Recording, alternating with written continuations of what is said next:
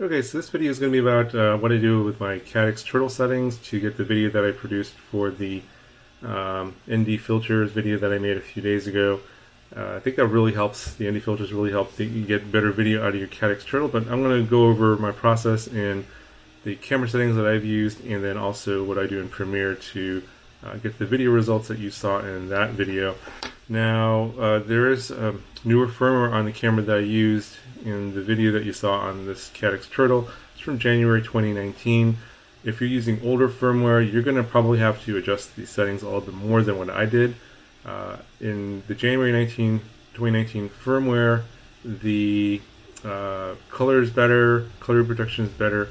It's not as over sharpened, the image looks a little bit more natural, and that helps a lot in terms of getting the results that I got in the video you saw earlier.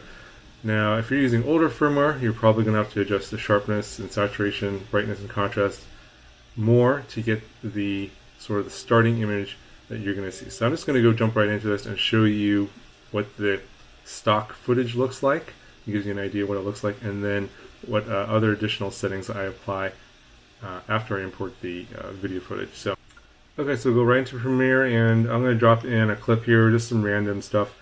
It doesn't really matter too much. It's a similar day as before, and I'm just going to just grab a clip here, and I'm going to get rid of the audio. The audio is better in the 2019 firmware, but still is not that great. And here is what the clip looks like. This is without any of the adjustments in Premiere. So to get this sort of image here, I have the sharpness set to 3 and the saturation set to 4, and left brightness, contrast, and all the other settings alone. I'm also using the wide field of view. Now you notice here that in the upper right and upper left corners, a little bit of the ND filter is showing up in my image. That's because that's part of the ring on the outside. That may or may not happen in yours depending how your sensor is aligned with your lens. But when I apply the lens distortion effect, that's going to go away anyway. I tend to, if you want to get rid of that sort of fisheye in the corners, you're going to want to apply that effect anyway, and that gets rid of the ND filters that you're going to see in the corners. So we'll go ahead and do that first. So you want to create a new adjustment layer.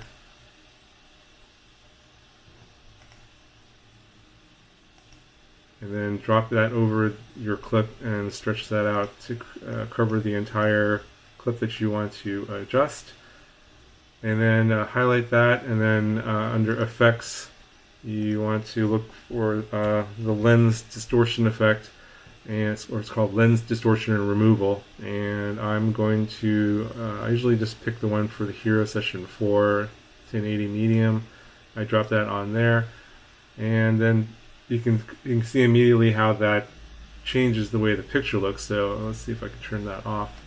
This is without the effect, and then this is with the effect. And you can leave it as a -14. I usually want a little bit more, so I do like -15. Crops it in just a tiny bit more.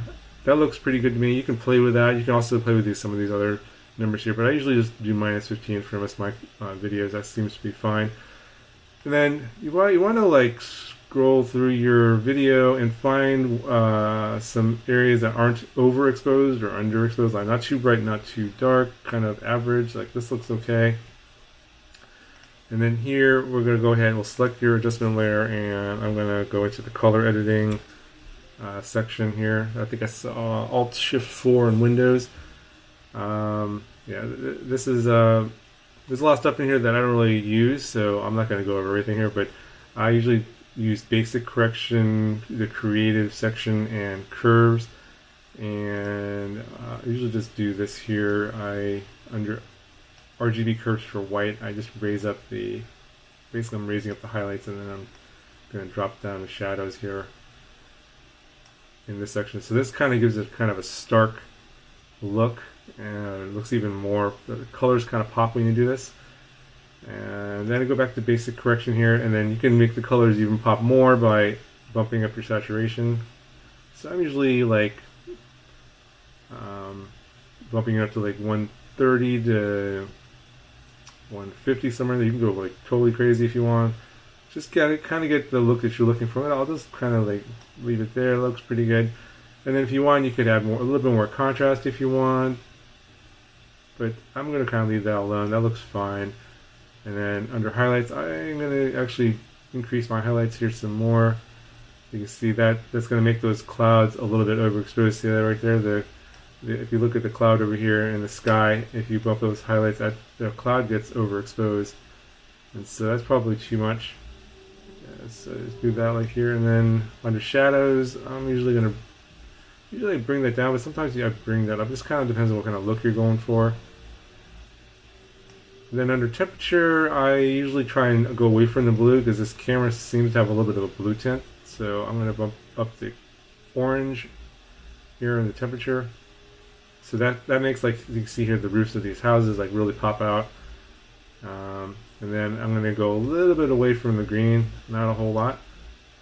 So this is totally subjective here. You can just, you know, I know some people don't like this look. I like this look, so you got to do what you feel is good for you. You can manipulate the image to whatever you feel like. This is what I like.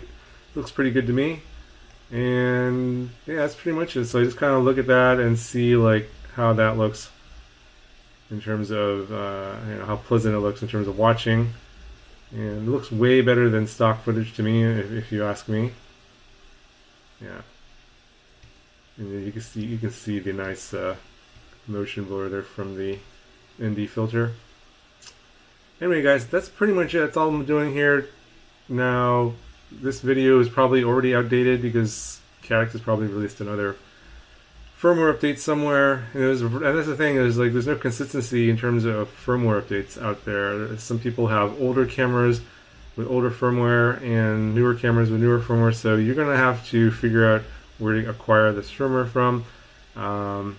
Yeah, if you're really wanting the newer firmware, contact me on Facebook and we'll see what I can do for you, because I've been hearing that a lot of people are destroying their cameras because they're not doing the firmware updates properly, so I'm a little hesitant to make the firmware public, because I did that too. I gave the firmware to a couple people and their cameras died because I guess they didn't know what they were doing. So I'm going to be wary as to who I give that to, so you may not get it from me, even if you ask nicely. Just be aware of that.